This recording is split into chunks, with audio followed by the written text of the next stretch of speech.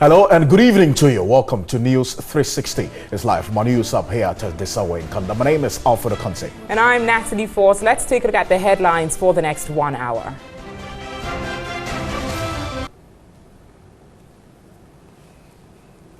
News 360 Headlines is brought to you by Youth Employment Agency saves more than 20 million cedis following the detection and deletion of close to 17,000 ghost names. But I can assure all of you that further investigations will be conducted and those found culpable will be dealt with within the remit of the law. Also in the bulletin, minority in Parliament questions President Akufo-Addo's absence from the country without prior notification to Parliament. The Speaker, as we speak, message of the President since yesterday, the people of Ghana deserve to know the whereabouts of the number one person. Calls for government to promote organic farming rather than rely on chemical fertilizers over claims of its adverse effect on soil. And Business Finance Minister Ken Ofori-Atta defends government's issuance of $2.25 billion bond.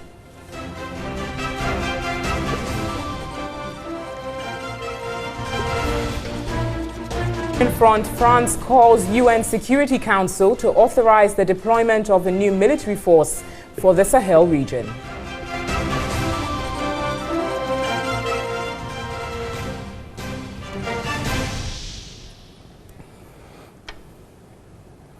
Thanks for staying with us. You're watching News 360. This bulletin is streaming live on 3news.com as well as News on TV3 on Facebook. In our first story this evening, the Youth Employment Agency has deleted 16,839 ghost names from its payroll following an audit after it detected fraud within the setup. The move is said to have saved the taxpayer more than 20 million cedis. This was made known by the acting chief executive, Justin Kodia-Frimpong, in a draft audit report. The deletion of the 2,999 beneficiaries from the payroll saved the nation as much as 4,270,800 Ghana cedis for the 4-month duration. The Youth Employment Agency undertook the audit following the detection of discrepancies in the salaries of beneficiaries. Some employees, according to the acting Chief Executive Officer Justin Kodia-Frimpong, had no appointment letters, while others with letters had fake or no signatures. 2,716 beneficiaries did not have appointment letters, but the agency was paying an amount of 814,800 cedis every month to them. This translates into 3,259,200 Ghana cedis for the 4 months period that we suspended the payroll. In some instances, payment of unearned allowances to beneficiaries who were not at post was uncovered, whilst funds meant for official use was paid into personal account or disbursed in cash. Per the physical verification exercise undertaken by management, in respect of the 3 anomalies that we captured in our findings, a total of 16,839 beneficiaries' names have been deleted from the payroll, and this has saved the taxpayer an amount of 20,206,800 Ghana cedis. Youth Employment Agency says it is yet to contact past officials for a response to the emerging issues. We also observed that, and this is very serious, that some district directors connive with some beneficiaries to partake in the verification exercise, knowing very well that they have vacated their post. But I can assure all of you that further investigations will be conducted and those found culpable will be dealt with within the remit of the law. Well, Let's stay a bit further on this, and I've been joined on via Skype by Adam Senano. He is the co-chair of the Citizens Movement Against Corruption. Adam, good evening to you, and thank you very much for joining us. Now, this YEA case comes to add up to the very many cases of misappropriation of public funds as announced to us. I'm sure what would excite everyone is to see these persons who are the beneficiaries of such corrupt acts prosecuted, isn't it? Good evening to you, Alfred, and to Natalie, and to all your viewers. Absolutely. And don't forget that the YEA one comes on the back of JIDA. You know, JIDA is what became YEA. And I was part of the JIDA review committee. These issues are not far from what we uncovered and made specific recommendations. 3 years later, we are discovering that the same kind of things have happened again. It tells us that there is a big problem. Our systems are not working. There's been no complete prosecution. It's a real disaster. It's a terrible thing to find out after 3 years of that report that the kind of actions that were required to ensure that this is not repeated are still happening. I mean, and you refer to this same institution which had its name changed, thinking that the right things would have been done to ensure that that JIDA experience was not, repeated, is what we're talking about now. How come that with the implementation or the installation of financial softwares and other measures that was recommended from the JIDA days to YEA days could not prevent these alleged acts of corruption that has cost us this much? Alfred, your guess is as good as mine. I mean, ultimately, it is people. If we need strong institutions, but we also need strong leadership. If you have a strong institution and you have the wrong type of leadership, things can go terribly wrong. If they put in place new systems, but the people to man them and to supervise and to monitor and to ensure that these systems are working for the benefit of the public good, if these leaders did not ensure that, then you get a kind of situation we find ourselves in. And so it's a combination of both, that we have competent people managing these institutions. And I think that for some of these areas where we have had repeated uncovering of such kind of fraudulent acts, we ought to pay much more attention. We ought to have institutions that at a much shorter period go in to investigate whether the systems are working or whether they are being used as a conduit, as it were, to have money melt out of state coffers. Now, if you look at the alleged crimes or the fraudulent activities that led to this loss of about 50 million, we're talking about multiple beneficiaries found to be using the same each numbers for the payment.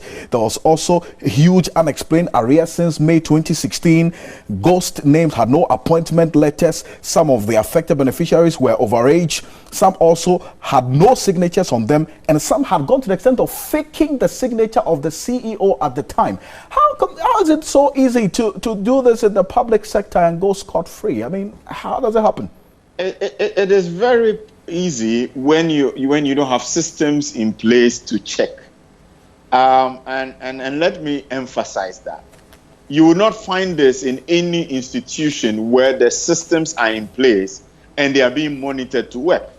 So it tells you that there was a systemic failure. It means that the systems just either did not exist, or where they did exist, those who are supposed to ensure that these systems work were not doing their work.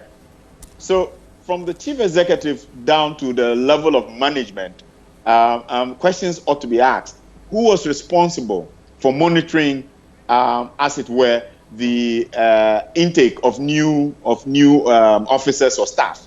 How were these put on the payroll? How did these people get paid if they were not formally on the payroll? How come you had so many ghost names? And these are things that, again, were found in 2014. And mind you, in 2014, when we wrote that JIDA report after 3 months of investigation, we also identified that the auditor's report of, I believe it was 2011, 2012, had about 60% of what we had already identified.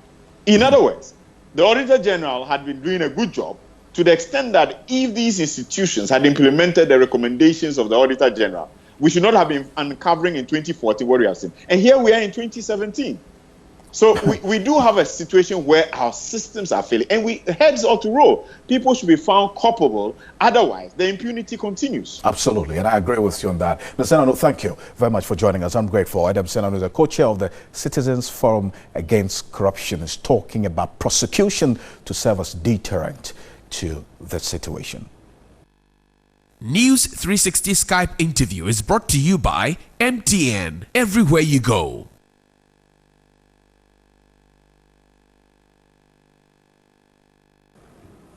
In other stories this evening, the rollover of the purchase of 43 customized cars to be added to the presidential fleet rages on. Selom Amenia reports payment of judgment debt looms as government appears uninterested in the vehicles ordered by former President Mahama. The customized vehicles ordered by former President John Dramani Mahama were to be used by the NPP administration and are ready in Dubai. The new cars to beef up the presidential fleet were ordered a few days to the handing over of power to President Akufo-Addo. Per the terms of the contract entered into on January 3, 2017, the vehicles were to be delivered within 60 days, after which payment will be made. But a private legal practitioner, Martin Kwebu, wants government to stand by the moratorium on the purchase of vehicles. We need to encourage His Excellency to hold fast onto that promise not to buy vehicles for now, because you see, the ordinary masses are suffering. There are a lot of things that if we sacrifice the vehicles, we can solve. However, the delivery of the vehicles had run into difficulties because of some unresolved issues. With a valid contract between the importing company, Amalgamated Security Services, if the state goes ahead to abrogate the contract, it may be slapped with huge judgment debt. Martin Kwebu says government can pay the importing company its profit and reject the vehicles in order to escape payment of judgment debt. They should bring forward the contract. They should lay bare the contract. Let's analyze the contract. There are lawyers in the Attorney General's department, also civil society and interested citizens like us. We are willing to participate in that. Let's analyze the contract. Let's pay him his profit. And then, in terms of the cost, since we don't want the vehicles be returned. I hear he says they've inspected and the rest. Yes, they can inspect them. The $9 million deal for the procurement of 55 vehicles for the presidency, according to reports, was signed on behalf of the previous government by the then Deputy National Security Coordinator, Alhaji Salif Usman. The fleet covers the President, Vice President, the First Lady, wife of the Vice President, the Presidential Press Corps, and medical team. The vehicles are mostly bulletproof Mercedes-Benz S600 meant for the security of the President, his vice and their wives, cross-country vehicles for long-distance treks and escorts, cross-country rapid intervention vehicles, cross-country ambulances, and a pickup truck with radio and communication equipment. The current administration has denied having been consulted in the deal, while the delay in delivery is accruing rent charges. Well, let's go into Parliament now. The Minority Leader, the Honorable Haruna Idrisu, is saying the President is disrespecting the Constitution of the Republic. According to him, the President left the country on Tuesday without informing Parliament, which is made up of the people's representatives.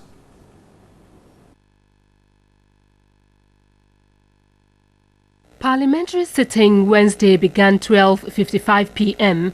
After correction of votes and proceedings, the Speaker went ahead to call on MP for Boko Central, Mahama Yariga, who was to ask the Minister of Food and Agriculture a question. But the Minority Leader Haruna Idrisu had a concern. The President shall not leave Ghana without prior notification in writing signed by him and addressed to the Speaker of Parliament.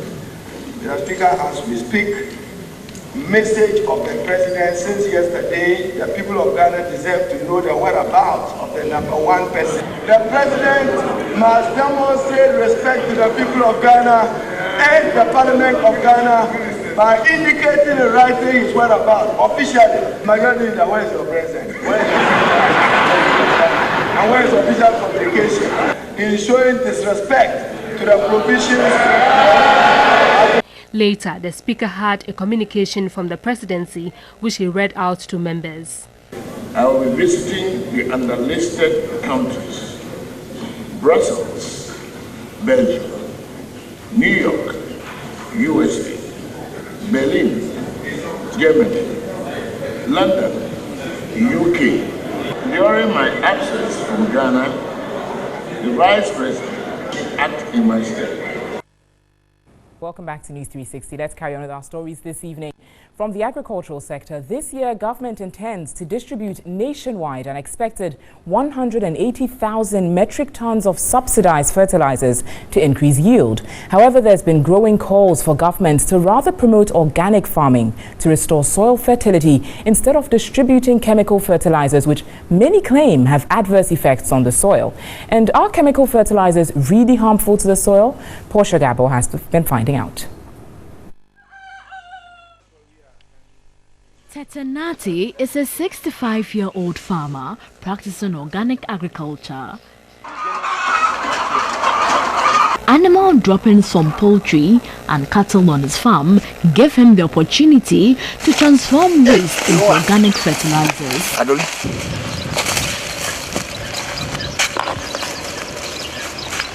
With chemical fertilizer, the plants grow rapidly, flows and blooms well.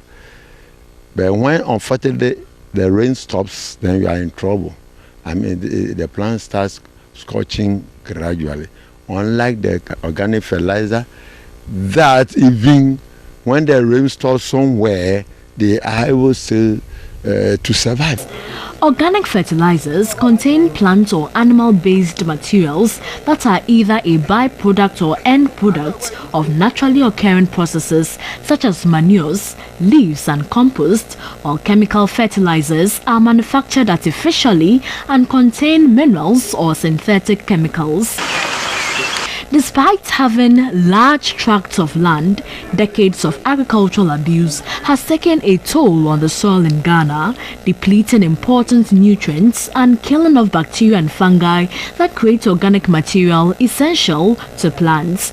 The perception these days is that if you don't add fertilizer to the soil before planting, you may end up with low yield. Organic or chemical fertilizers, which one is good for farmers here in Ghana to use? And is it true that chemical fertilizers have an effect on soil fertility? While farmers here at Abokobi want agricultural experts to come out with a clean-cut policy and some research on the use of fertilizers in the country. So that in tomato growing area. Reverend Dr. Duajiman is a beneficiary of the Planting for Food program. He just started adding chemical fertilizers to increase the yield on his farm. It boosts the yield, but continued use of the chemical fertilizer depletes the soil and make the soil become acidic. People want good health, so they'll go for the organic produce. But here, they wouldn't bother you that this organic or this inorganic, you see. So what is the rationale for distributing chemical fertilizers? The soils that we have in our country or in all countries, once you continue cropping on it for a long period, the soil is depleted of organic material. So it's two things. How to get the organic material back into the soil is the question. So you can do that by getting organic matter. But the unavailability of organic material to put back to the soil, to rejuvenate it, for it to be able to support crop production. That is why now we go in for the inorganic fertilizer. So I asked if chemical fertilizers are indeed harmful to the soil. Some scientific evidence show the use of chemical inputs in our production of food leads to some residues. These residues accumulate in the body and then cause troubles. The use of fertilizer, for example, on soils, there's leaching. Part of the fertilizer is not taken up by the crop. It gets into the water systems and it may get into our municipal water systems, and if the treatment is not good, it ends up in our systems. So, organic or chemical fertilizers, what should be the way forward for Ghanaian farmers? It's a balancing act. I don't think there's anything wrong with combining them. Even with the scientific evidence that the inorganic causes problems. It is about the extent of use and how persistently it's used. Ghana government is a policy that we should try and see how to do organic farming, because that is the best. But in the absence of getting the organic material to replenish the soil, you cannot stop farming. So quickly you have to put in inorganic material, that is the fertilizer. Nanekia Mensa Brampa is standing by with some business news.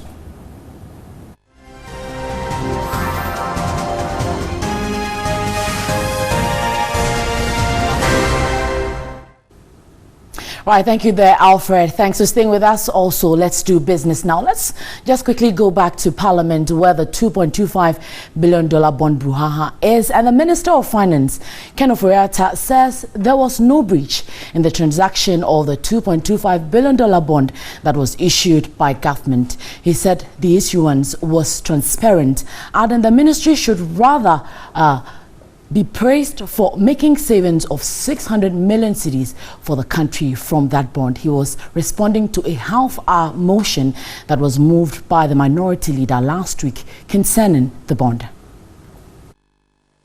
On May 31, 2017, the minority leader filed a half-hour motion requesting the finance minister to provide details of the $2.25 billion bond, including its issuance, the participants, utilization of the proceeds, and the currency in which the bond was settled. The minister was in the House Wednesday to respond, but there was near drama when the minister was asked to give his statement. The minority leader wanted the minister to apprise the House with documents before proceeding with his presentation, but the majority leader disagreed. The finance minister in his presentation said there was no breach in issuing the bond, stating the allegation out in the public domain was born out of lack of understanding of the process. The advantage of opening up to external investors is that they bring in their hard currency to purchase the bonds in our local currency. This has a positive impact of helping to strengthen the city. The high participation of external investors who brought in considerable foreign exchange through their custodian banks has created the false impression to some that it was a US dollar denominated bond. He said due process was followed and 600 million cedis were saved. Out of the total amount raised, about 2.5 billion has been used to reprofile the debt and 1.1 billion used to finance the budget. We will continue to use the remaining amount to reprofile the debt. We have seen a gradual decline in interest rates, and that accounts for the savings that we are going to gain.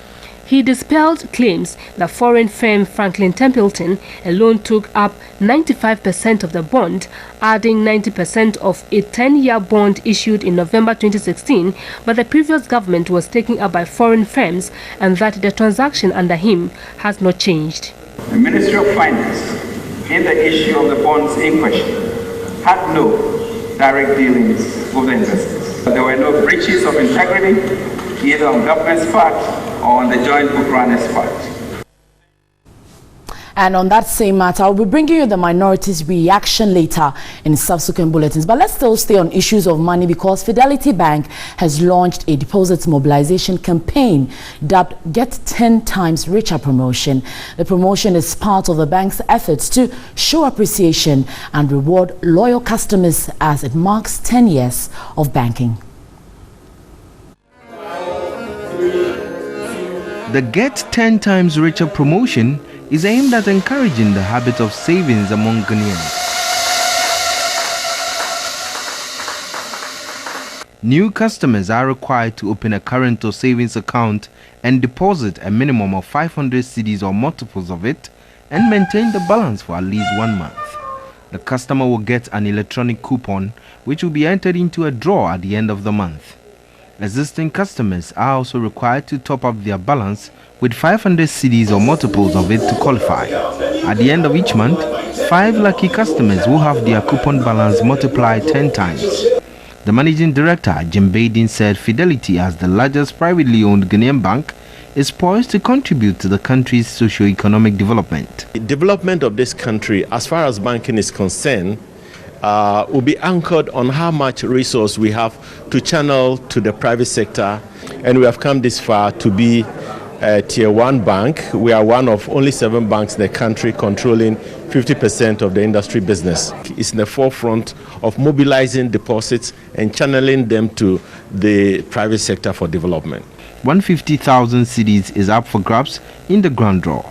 In all, the bank will reward customers with cash prizes totaling almost 300,000 cedis. A big thank you to our loyal customers for sticking with us and giving us business through all these 10 years. We're also doing it to signal the savings culture for all Ghanaians to subscribe to. Savings is a good thing.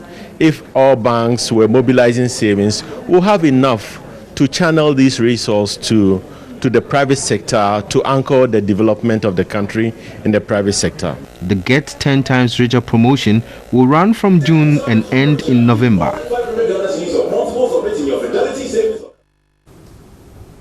To some more, customers of Camel products will now enjoy a variety of fragrance-based choices. This is because PZ Cousins, producers of Camel products, have migrated the Camel brand to Kerix, which is the #1 hand-washing brand in the United Kingdom. Household product manufacturer PZ Cousins has been a close companion of the Ghanaian consumer since its introduction onto the Ghanaian market in 1934. It is the market leader in antiseptic with over 60% market shares. Camel, as part of its frequent innovative approaches in bringing local consumers best in product development and brand communication, has partnered with the global brand Kerix. The synergy, which is inspired by consumer feedback and receptiveness, will go through a series of transitions with focus on personal care and skin hygiene. The Camel brand is the most valuable brand in the PZ Ghana stable.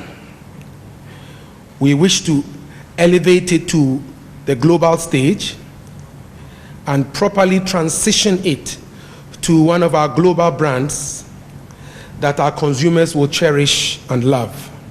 Head of Brand Development and Activations at PZ Cousins, Hafsa Remantha Arthur, is confident the brand migration will boost customer drive and retention. It was important for us as a business that we associate ourselves with a global brand so that all the benefits that in every other multinational company a global brand will get, whether it's product development, whether it's product innovation, whether it's brand communication, the Camel brand will also benefit from that synergy. We want to also assure our customers, our consumers, is that our product value has not changed. If nothing at all, it's only going to get better. Deputy Minister of Health Tina Giftina Yele Mensah lauded PZ Cousins for its support towards the health sector.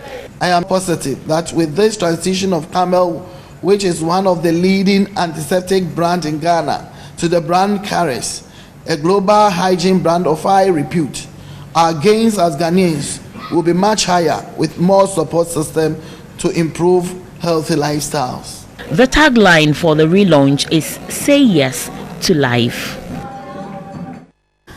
And Guinness Ghana Brewery has presented 50 packs of its latest non-alcoholic beverage, Origin Zero, to the Muslim community at Tamale in the northern region. The donation forms part of the company's support to Muslims during the Ramadan.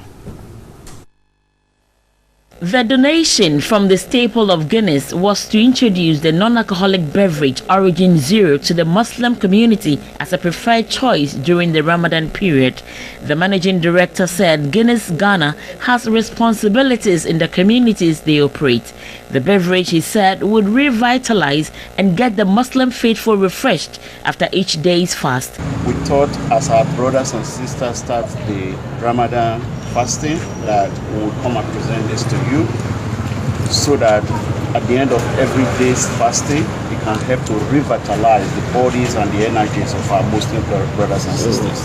The manager expressed the company's resolve to ensure its products suit the preferences of all consumers. The Northern Regional Chief Imam Sheikh Ahmed Abdul Salam, on behalf of the regional Muslim community, received the drinks. Origin Zero, with a refreshing taste, is made from pure herbs, fruits and honey, and available in all shops across the country.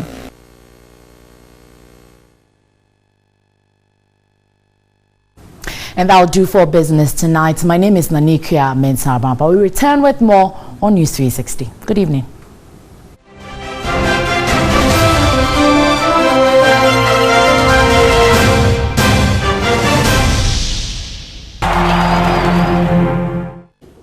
Good evening, and it's time to bring you all the latest in the world of sports with me, Thierry Nyan. Now, we begin with a Ghana international, or a yet to be.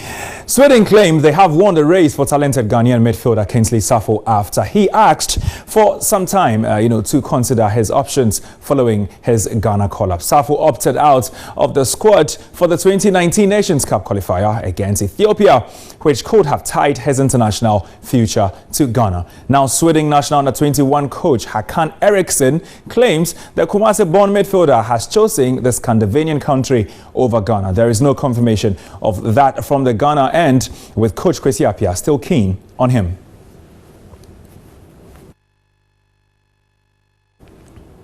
Now to the Black Stars, the Team B, and Ghana's national, the Black Stars Team B have stepped up their preparations for their Chan 2018 qualifier with a 2-1 win over Gambia in Accra this morning. Goalkeeper Razak Abalora scored the winning goal from the spot for Ghana after Lamine Jallow had cancelled out Thomas Abbey's opener for Ghana. It is the second friendly for Ghana as they prepare for the qualifier against Burkina Faso next month.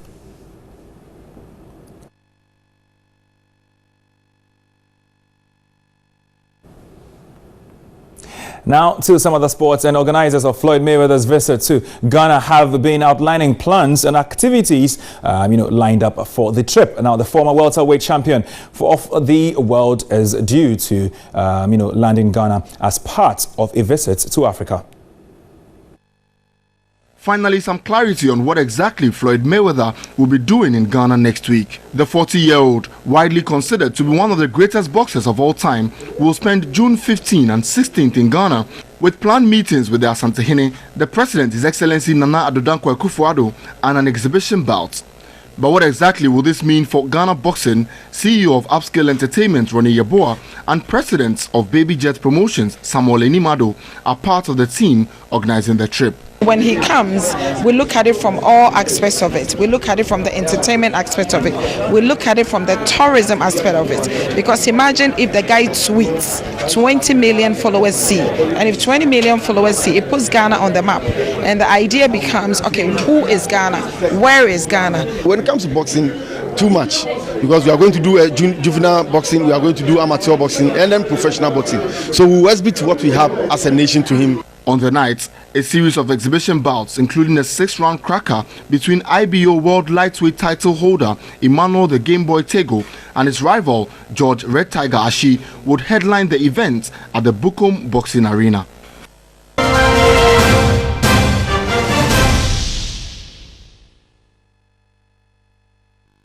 Welcome back to News 360. Let's take a look at news from the international community.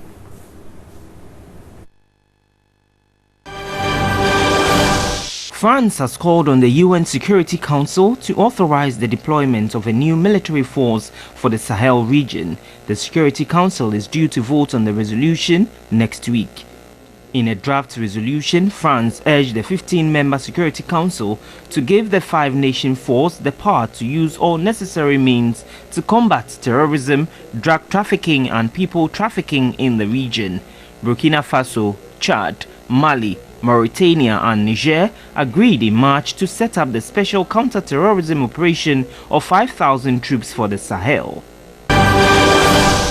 Iran's President Rouhani says the twin bomb attacks, in which 12 people were reportedly killed, will strengthen rather than divide the people. Dozen others were injured during the attacks on the Iranian Parliament building in Tehran and the Ayatollah Khomeini Mausoleum.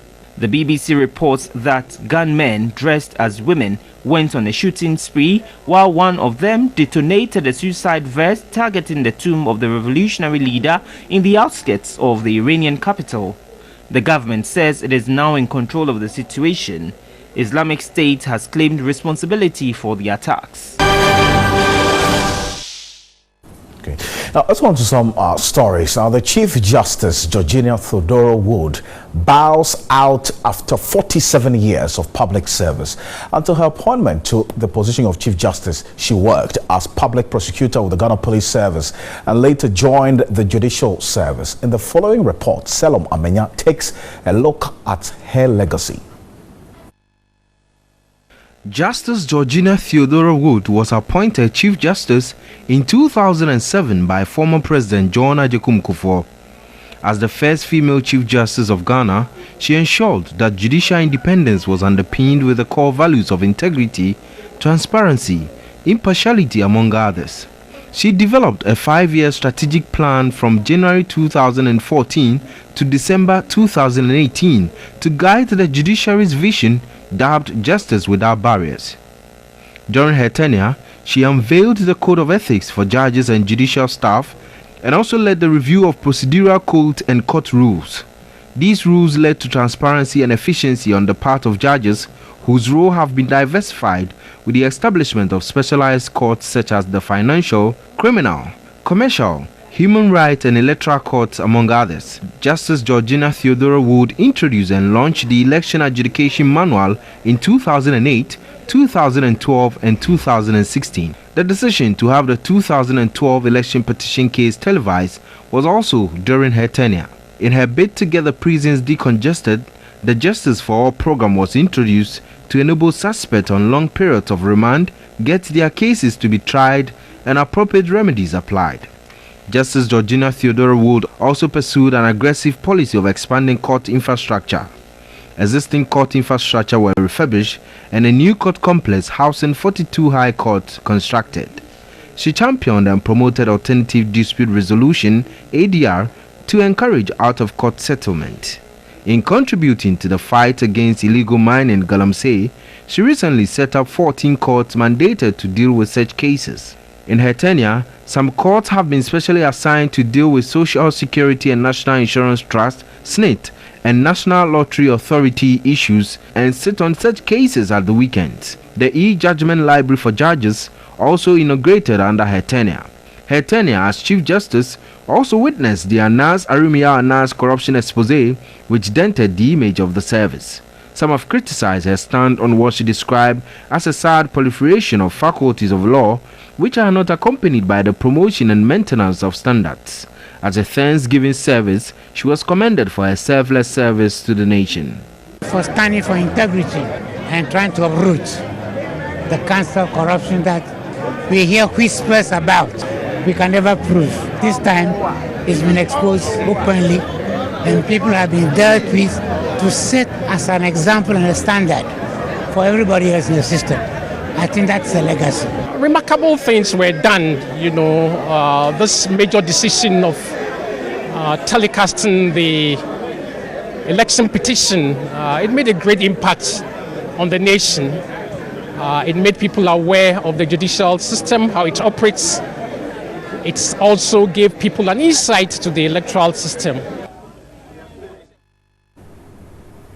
Certainly a great legacy left there by Chief Justice Georgina Theodora Wood. Next is entertainment news.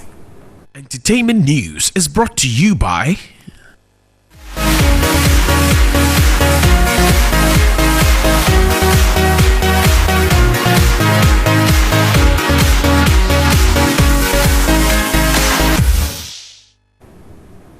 In entertainment news this evening, did you know that New Day TV3 New Day presenter and host of Community Connect on 3FM, Johnny Hughes, also doubles as a singer? Well, Johnny showed off a bit of his singing prowess on the New Day show, performing Louis Armstrong's What a Wonderful World. Take a look. Johnny Hughes participated in TV3's live band show, Bands Alive, back in 2008. Well, if you didn't know, he was actually the lead singer of B.I.B., a group that placed third. Johnny's group B.I.B. stand audience at the launch of the show, performing What a Wonderful World by Louis Armstrong. At the launch of the show, the affable presenter has been reminiscing those moments, but this time with a touch of class and masterly finesse. The colors of the rainbow, so pretty in the skies, are also on the faces of people going by. Well, I see friends shaking hands, saying, how do you do? They're really saying, baby, I love you. I hear babies cry, I watch them grow. It wasn't a planned performance, but the bottom line is Johnny did nail the performance. What a wonderful world. Yes, 'cause I think to myself, what a wonderful world. Oh yeah. And I sing to myself. I know, one of my favorite songs. What Johnny knocked the ball out of the park on that one. Oh yeah, I like the way he ended it. Oh yeah, Yes. Johnny, good job. So, well, that's it for the news. My name is Alfred Okonse. And I'm Natalie Force. Thanks so much for your time this evening. There's more news on our website, 3news.com. Next is Do Not Love Me So Much. Stay with TV3.